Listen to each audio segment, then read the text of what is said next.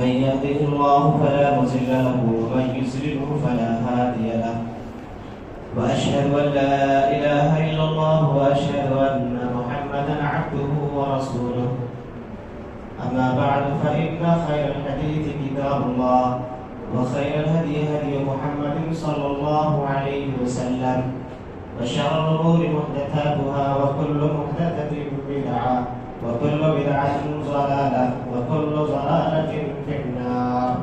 أعوذ بالله من الشيطان الرجيم. بسم الله الرحمن الرحيم. يا أيها الذين آمنوا اتقوا الله حق تقاته ولا تموتن إلا وأنتم مسلمون. يا أيها الناس اتقوا ربكم الذي خلقكم من نفس واحدة وخلق منها زوجها وبث منهما رجالا كثيرا ونساء واتقوا الله الذي تساءلون به والأرحام إن الله كان عليكم رقيبا. يا أيها الذين آمنوا اتقوا الله وقولوا قولا سديدا يصلح لكم أعمالكم ويغفر لكم ذنوبكم ومن يطع الله ورسوله فقد فاز فوزا عظيما. أعوذ بالله من الشيطان الرجيم. بسم الله الرحمن الرحيم. إن عدة الشهور عند الله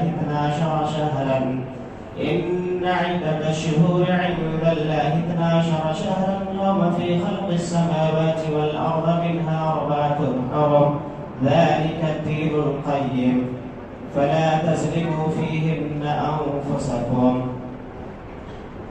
معزز سامعین، بزرگوں، نوجوان ساتھیوں، عزیز بچوں، پردانشی اسلامی خواتین، یہ محرم الحرام کا مہینہ شروع ہو چکا ہے اور اسی مناسبت سے کچھ باتیں آپ کے گوش گزار کرنی ہے. محرم الحرام کا مہینہ ایک عظیم اور مبارک مہینہ ہے. یہ ہجری سال کا پہلا مہینہ ہے، ساتھ ہی ساتھ حرمت والے 4 مہینوں میں سے ایک مہینہ ہے. اللہ تبارک و تعالیٰ نے قرآن مجید سورہ توبہ کے اندر فرمایا ان عدة الشهور عند الله 12 شهرا في كتاب الله يوم خلق السماوات والأرض منها 4 حرم ذلك الدين القيم فلا تظلموا فيهن أنفسكم. اللہ نے کہا کہ بے شک اللہ رب العالمین کے نزدیک مہینوں کی گنتی 12 ہے اور یہ اس وقت سے ہے جب سے اللہ رب العالمین نے زمین اور آسمان کو پیدا کیا ہے. اور ان 12 مہینوں میں سے 4 حرمت اور ادب کے ہیں اور یہی مضبوط اور درست دین ہے. بس تم ان مہینوں میں اپنی جانوں کے اوپر ظلم نہ کرو. یہ اللہ تبارک و تعالیٰ نے بتایا کہ جب سے اللہ نے زمین اور آسمان کو بنایا ہے تب سے اللہ تبارک و تعالیٰ کے نزدیک لوح محفوظ میں مہینوں کی گنتی 12 ہے اور ان 12 مہینوں میں سے 4 مہینے حرمت اور ادب کے ہیں، جن مہینوں میں گناہ کے کام، ظلم و زیادتی کے کام، لڑائی جھگڑے، جنگ و جدال، خوریزی، ڈاکہ زنی، یہ سارے کام حرام ہیں. وہ 4 مہینے حرمت کے کون سے ہیں؟ بخاری شریف کے اندر اللہ کے نبی صلی اللہ علیہ وسلم نے اس کی وضاحت فرمائی. اللہ کے نبی صلی اللہ علیہ وسلم فرماتے ہیں السنۃ 12 شہرا منها 4 حرم 3 متواليات ذو القعدة وذو الحجة والمحرم ورجب وذر الذي بين جمادى وشعبان. اللہ کے نبی صلی اللہ علیہ وسلم نے فرمایا کہ مہینے 12 ہیں اور ان 12 مہینوں میں سے 4 مہینے حرمت اور ادب کے ہیں. 3 لگاتار ہیں، مسلسل ہیں، ذو القعدہ، ذو الحجہ اور محرم. یہ 3 مہینے لگاتار ہیں، مسلسل ہیں. اور ایک چوتھا مہینہ رجب کا ہے جو شعبان اور جو ہے رمضان، جو شعبان اور جمادی الآخر کے بیچ میں آتا ہے. اللہ کے نبی صلی اللہ علیہ وسلم نے اس حدیث کے اندر بتایا. یہ جو 4 مہینے حرمت کے ہیں جس میں سے 3 مہینے لگاتار ہیں،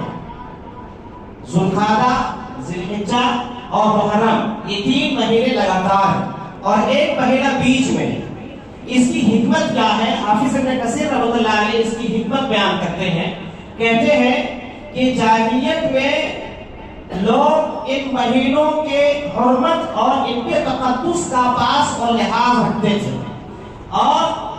یہ دین لگاتار اس لیے اللہ رب العالمین نے قرار دیے، اللہ کے نبی صلی اللہ علیہ وسلم نے، کہ ایک حج کرنے والا آدمی حج کے لیے ذوالقعدہ کے مہینے میں اپنے گھروں سے نکلے اور ذوالحجہ کے مہینے میں وہ اپنا حج کے پورے جو ارکان ہیں وہ سارے کام انجام دے سکے، اور پھر محرم کے مہینے میں حج سے اپنے گھروں کو واپس آ جائے۔ اس لیے مسلسل 3 مہینے حرمت کے اللہ رب العالمین نے قرار دیے اور اللہ کے نبی صلی اللہ علیہ وسلم نے قرار دیے، اور بیچ میں ایک مہینہ اس لیے قرار دیا تاکہ سال کے 12 مہینوں میں سے ایک مہینہ آدمی بیت اللہ کا طواف کے لیے، اس کی زیارت کے لیے، عمرہ وغیرہ کے لیے آسانی کے ساتھ جا سکے اور آ سکے۔ تو یہ حکمت حافظ ابن کثیر رحمۃ اللہ علیہ نے بیان فرمائی۔ اب اللہ تبارک و تعالیٰ نے مہینوں کی گنتی 12 بتانے کے بعد 4 حرمت والے مہینے قرار دیے۔ اس کے بعد اللہ رب العالمین نے کہا کہ یہی دین درست دین ہے اور مضبوط دین ہے، دین اسلام یہی مضبوط دین ہے اور یہی درست دین ہے، یہی سچا دین ہے۔ اس کے بعد آخر کے ٹکڑے میں اللہ رب العالمین نے فرمایا فَلَا تَظْلِمُوا فِيهِنَّ أَنفُسَكُمْ، اپنی جانوں کے اوپر تم ان مہینوں میں ظلم نہ کرو۔ ظلم سے مراد کیا ہے؟ اس سے 2 مطلب ہیں، 2 مراد دیے جاتے ہیں۔ پہلا یہ کہ ان 4 مہینوں میں جو حرمت کے 4 مہینے ہیں، ذوالقعدہ، ذوالحجہ، محرم اور رجب، ان 4 مہینوں میں جنگ کرنا، قتال کرنا، لڑائی جھگڑا کرنا، ڈاکہ زنی کرنا، رہزنی کرنا، غزیے کی خون خرابہ کرنا، خونریزی کرنا، سارے قسم کے جتنے بھی ظلم ہو سکتے ہیں وہ سارے کے سارے ظلم حرام ہیں۔ مہینے کے 12 مہینے جو ہے، سال کے 12 مہینے میں ظلم کرنا حرام ہے، لیکن ان 4 مہینوں میں اس کی حرمت بڑھ جاتی ہے۔ تو یہ ظلم سے پہلا مراد یہ ہے۔ اللہ کے نبی صلی اللہ علیہ وسلم سے پوچھا گیا سورہ بقرہ کے اندر، یسألونک عن الشہر الحرام قتال فیہ قل قتال فیہ کبیر، اے نبی لوگ آپ سے پوچھتے ہیں حرمت والے مہینوں میں لڑائی کرنے کے بارے میں، کہ یہ جو حرمت کے 4 مہینے ہیں، ان 4 مہینوں میں جنگ کرنا، لڑائی کرنا، خونریزی کرنا اور ڈاکہ زنی وغیرہ کرنا کیسا ہے؟ اللہ کے نبی آپ کہہ دیجئے قل قتال فیہ کبیر، ان 4 مہینوں میں ظلم و زیادتی کرنا بڑا گناہ ہے۔ سال کے 12 مہینے میں گناہ ہے، لیکن ان 4 مہینوں میں ظلم و زیادتی، لڑائی جھگڑے، جنگ اور قتال کا گناہ اور اس کا بوجھ اور زیادہ بڑھ جاتا ہے۔ اس کے بعد دوسرا مطلب ظلم کا جو ہے وہ یہ کہ جو ہم اور آپ گناہ کرتے ہیں، نافرمانی کرتے ہیں، تو گناہ اور نافرمانی کا بوجھ اور وبال بھی ان 4 مہینوں میں پڑ جاتا ہے۔ ہم اس میں کثیر رحمۃ اللہ علیہ حضرت ابن عباس رضی اللہ عنہ سے روایت نقل کرتے ہیں، کہتے ہیں کہ اللہ تبارک و تعالیٰ جس طریقے سے 5 مہینوں میں، 5 دنوں میں اور 5 راتوں میں عمل صالح کا اجر و ثواب بڑھا دیتا ہے، اسی طریقے سے اللہ تبارک و تعالیٰ 5 مہینوں میں گناہ اور ظلم و زیادتی کا بوجھ اور وبال بھی بڑھا دیتا ہے۔ اور اس آیت کے سلسلے میں فَلَا تَظْلِمُوا فِيهِنَّ أَنفُسَكُمْ کہ تم اپنی جانوں کے اوپر ظلم نہ کرو، امام قتادہ رحمۃ اللہ علیہ لکھتے ہیں کہ اللہ تبارک و تعالیٰ نے جس طریقے سے 5 مہینوں کی فضیلت، 5 دنوں کی فضیلت بڑھائی ہے، جیسے مہینوں میں رمضان کے مہینے کو، حرمت والے مہینے کو کلام اللہ میں اللہ کی جو آسمانی کتابیں ہیں ان کتابیں میں قرآن مجید کو اللہ نے چن لیا ہے، فرشتوں میں بعض فرشتوں کو اللہ نے چن لیا، نبیوں میں بعض نبیوں کو اللہ نے چن لیا، اسی طریقے سے اللہ رب العالمین نے دنوں میں جمعہ کے دن کو چن لیا، راتوں میں لیلۃ القدر کو چن لیا۔ اللہ تبارک و تعالیٰ جس چیز کو چاہے عظمت عطا فرما دے، لہذا تم لوگ اللہ جس چیز کو عظیم بنا دے تم بھی اس چیز کو عظیم سمجھو جیسے اللہ عظیم سمجھتا ہے۔ تو معلوم یہ ہوا کہ یہ جو حرمت والے مہینے 4 ہیں، ان حرمت والے مہینوں میں جنگ و جدال کرنا، لڑائی جھگڑے کرنا، خون خرابہ کرنا، داغازری راہزنی کرنا اور نافرمانی کرنا، معصیت کے کام کرنا، اللہ اور اس کے رسول کی نافرمانی کرنا، ان تمام چیزوں کا بوجھ اور وبال دوسرے مہینوں کے بھی مقابل بڑھ جاتے ہیں، کیونکہ ان مہینے میں ہمارے عمل صالح کا ثواب اور اجر بھی اللہ بڑھا دیتا ہے۔ تو جس طریقے سے نیکیاں بڑھ جاتی ہیں اسی طریقے سے گناہ بھی بڑھا دیے جاتے ہیں۔ اس کے بعد یہ اس مہینے اور حرمت والے مہینے کے تعلق سے چند باتیں۔ اب مسئلہ یہ ہے کہ اب اس مہینے میں جو محرم کا مہینہ ہم اور آپ گزر رہے ہیں، اس مہینے میں ہمیں اور آپ کو کرنا کیا ہے؟ اس مہینے میں ہمیں اور آپ کو کثرت کے ساتھ روزے رکھنے ہیں، کثرت کے ساتھ روزے رکھنے ہیں۔ صحیح مسلم کی حدیث ہے، اللہ کے نبی صلی اللہ علیہ وسلم نے فرمایا افضل الصیام بعد رمضان شہر اللہ المحرم وافضل الصلاة بعد الفریضة صلاة اللیل۔ اللہ کے نبی صلی اللہ علیہ وسلم نے فرمایا کہ رمضان المبارک کے روزوں کے بعد سب سے افضل روزے محرم کے روزے، اور فرض نمازوں کے بعد سب سے افضل نماز تہجد کی نماز۔ تو اس حدیث میں جو صحیح مسلم کی ہے، اللہ کے نبی صلی اللہ علیہ وسلم نے بتایا کہ اس مہینے میں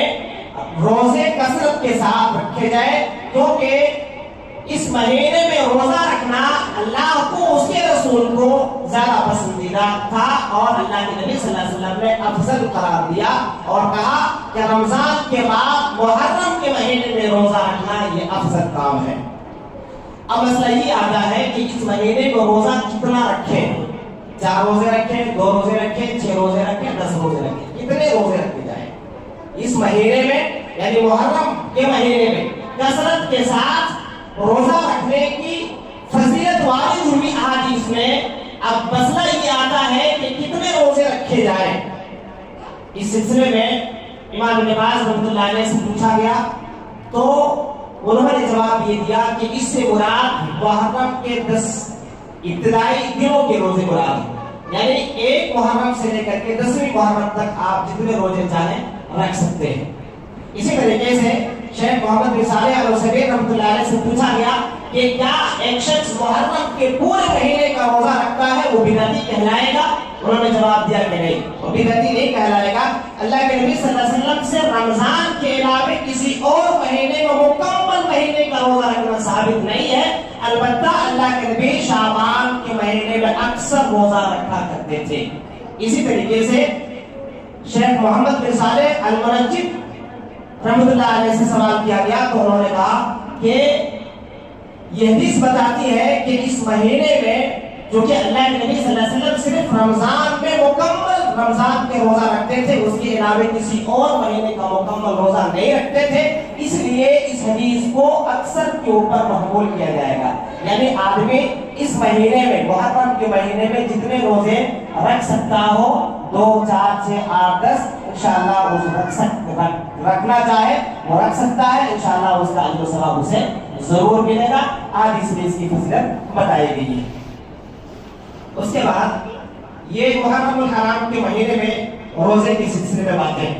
اور خاص طور سے عاشورہ کا روزہ جو 10ویں محرم الحرام کو ہم برابر رکھتے ہیں،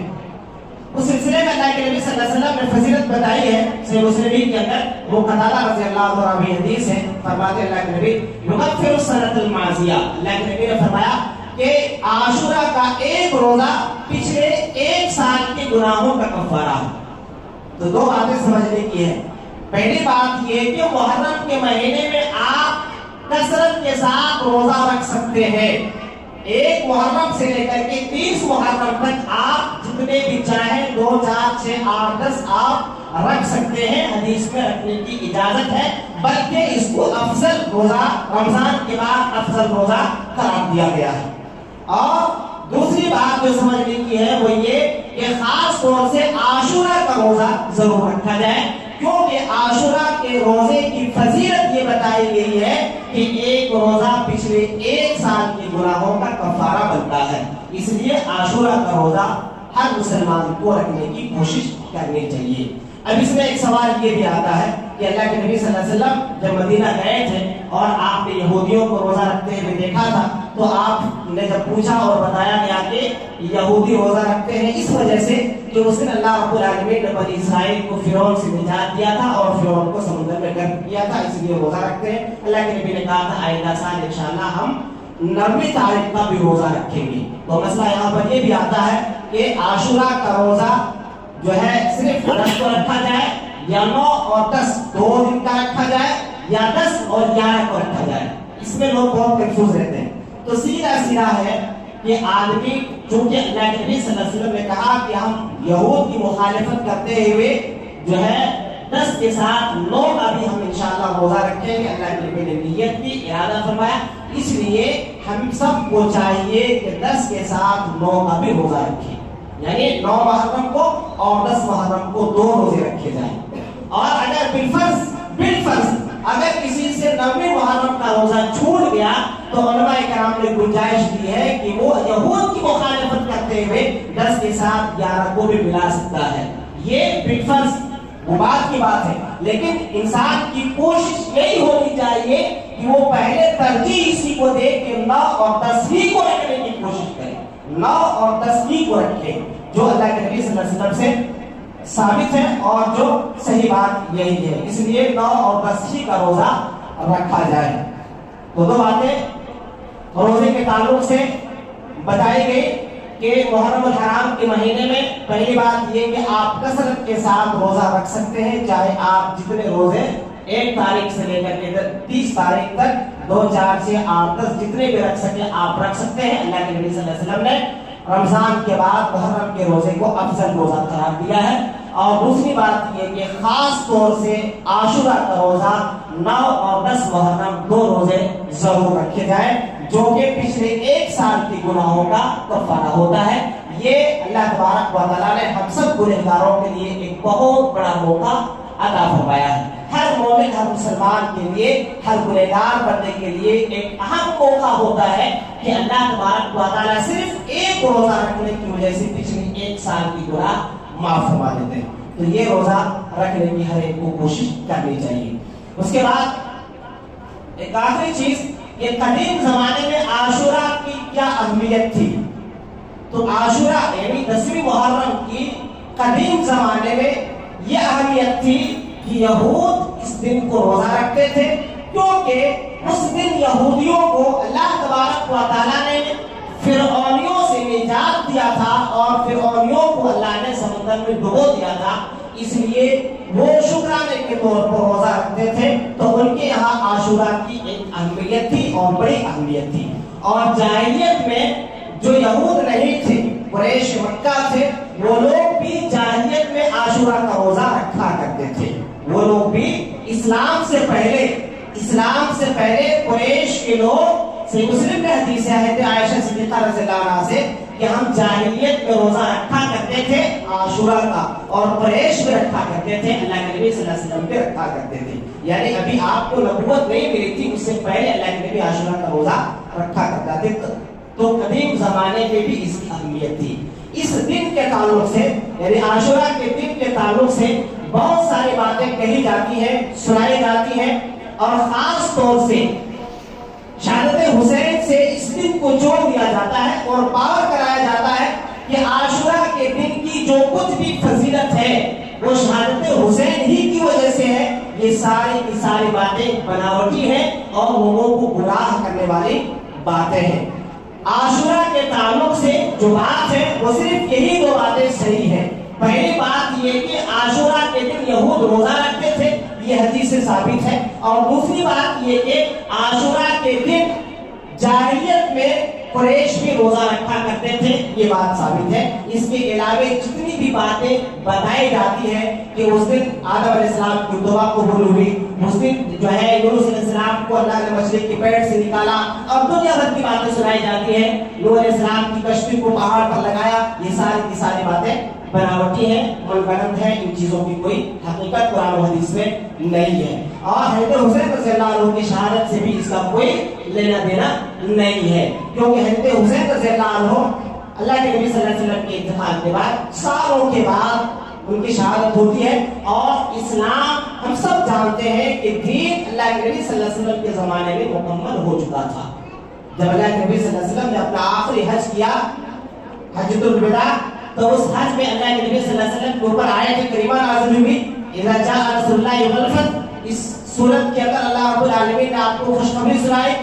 اور آپ کے موت کی بھی خبر اللہ رب العالمین نے دی، اور ساتھ ہی ساتھ اللہ تبارک و تعالیٰ نے الیوم اکملت لکم دینکم واتممت لکم نعمتی ورضیت لکم الاسلام دینا، اس آیت کو بھی اللہ رب العالمین نے نازل فرمایا، جس میں اللہ تبارک و تعالیٰ نے یہ بتا دیا کہ دین آپ کی زندگی میں مکمل ہو چکا ہے۔ جو کچھ اللہ تبارک و تعالیٰ کو انسانوں کو پیغام دینا تھا اپنے رسول کے ذریعے، اپنی کتاب کے ذریعے، اللہ رب العالمین نے اپنے نبی کی زندگی میں وہ پیغام دے چکا، اور اللہ کے نبی صلی اللہ علیہ وسلم نے باقاعدہ اس کی خوشخبری اور بشارت دے دی اور بتا دیا، اور اللہ کے نبی صلی اللہ علیہ وسلم نے حجۃ الوداع کے موقع پر لوگوں سے اس بات کی گواہی بھی دی۔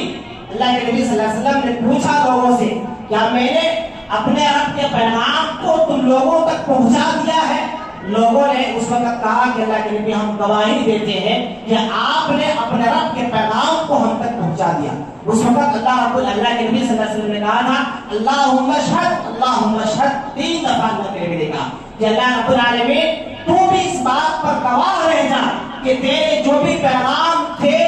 تیرے جو بھی احکام تھے، تیری جو بھی تعلیمات تھی، وہ ساری تعلیمات میں نے تیرے بندوں تک، انسانوں تک، دنیا والوں تک پہنچا دیا ہے، اور دنیا والوں نے اس بات کی گواہی دے دی ہے کہ اللہ کے نبی صلی اللہ علیہ وسلم آپ نے رب کے پیغام کو ہم تک پہنچا دیا۔ اللہ رب العالمین تیرے بندوں نے اس بات کی گواہی دے دی ہے، اللہ تو بھی اس بات کے اوپر گواہ بن جا کہ میں نے تیرے پیغام کو پہنچا دیا ہے۔ تو دین اللہ کے نبی صلی اللہ علیہ وسلم کی زندگی میں ہی حجۃ الوداع کے موقع پر مکمل ہو چکا تھا، اللہ رب العالمین نے کر دیا تھا۔ اب اس دن کو جو بھی خرافاتیں کی جاتی ہیں اور اس کو بار کرایا جاتا ہے، یہ ساری چیزیں شہادت حسین سے جا کر کے جڑتی ہیں، یہ ساری کی ساری چیزیں بیکار کی باتیں ہیں، قرآن و حدیث میں اس کا کوئی ثبوت نہیں ہے، اسلام کا اس کا دور دور سے کوئی واسطہ اور کوئی رشتہ، کوئی ناتا نہیں ہے۔ کل ملا کے آج کی بات، آج کے خطبے میں میں نے صرف آپ کے سامنے محرم الحرام کے مہینے کی فضیلت بیان فرمائی۔ انشاءاللہ آگے اس کے جو بدعات ہیں اس کے بارے میں گفتگو کی جائے گی۔ کل ملا کے باتیں جو آپ کو بتائیں گے اس کا لباب یہ ہے کہ حرمت والے مہینے اللہ رب العالمین کے نزدیک 4 ہیں، 3 مسلسل ہیں، ذوالقعدہ، ذوالحجہ، محرم اور 1 رجب، اور ان مہینوں میں اللہ تبارک و تعالیٰ نے گناہ کے کام کو حرام قرار دیا ہے، نافرمانی کو، معصیت کو، ہر قسم کی ظلم و زیادتی کو حرام قرار دیا ہے، کیونکہ جس طریقے سے ان حرمت والے مہینوں میں عمل صالح کا اجر و ثواب اللہ کے یہاں بڑھا دیا جاتا ہے، گناہ کا بوجھ بھی بڑھا دیا جاتا ہے۔ دوسری چیز یہ کہ اس مہینے میں آپ کثرت کے ساتھ جتنے چاہیں روزے رکھ سکتے ہیں، اور تیسری چیز خاص طور سے عاشورہ کا روزہ 9 اور 10 کا ضرور رکھیں، اس سے پچھلے 1 سال کی گناہ معاف ہوتے ہیں۔ چوتھی بات اور آخری بات یہ کہ اس مہینے کا یا عاشورہ کے مہینے کا جو ہے شہادت حسین سے کوئی تعلق نہیں ہے، کوئی واسطہ نہیں ہے، اللہ رب العالمین نے دین کو نبی کی زندگی میں مکمل کر دیا تھا اور مکمل ہو چکا تھا، اب اس میں کمی بیشی کی کوئی گنجائش نہیں ہے۔ اللہ تبارک و تعالیٰ سے دعا ہے اللہ تعالیٰ ہم سب کو کتاب و سنت کے مطابق اس ماہ محرم کی فضیلت کو سمجھنے اور اس فضیلت کو حاصل کرنے کی توفیق عطا فرمائے۔ اللہ تعالیٰ ہم سب کو اس ماہ محرم میں کثرت کے ساتھ روزہ رکھ کر کے اپنی نیکیوں کو بڑھانے، اجر و ثواب کو زیادہ کرنے کی توفیق عطا فرمائے۔ اللہ تعالیٰ ہم سب کو ہر قسم کی گناہ سے، ظلم و زیادتی سے ہر مہینے، پورے سال اور خاص طور سے حرمت والے مہینوں میں اپنے آپ کو بچانے کی توفیق عطا فرمائے۔ اللہ تعالیٰ ہم سب کو حرمت والے مہینوں کی حرمت کو، اس کے تقدس کا پاس و لحاظ رکھنے کی توفیق عطا فرمائے۔ اللہ تعالیٰ ہم سب کو کتاب و سنت کے مطابق دین کو سمجھنے کی توفیق عطا فرمائے۔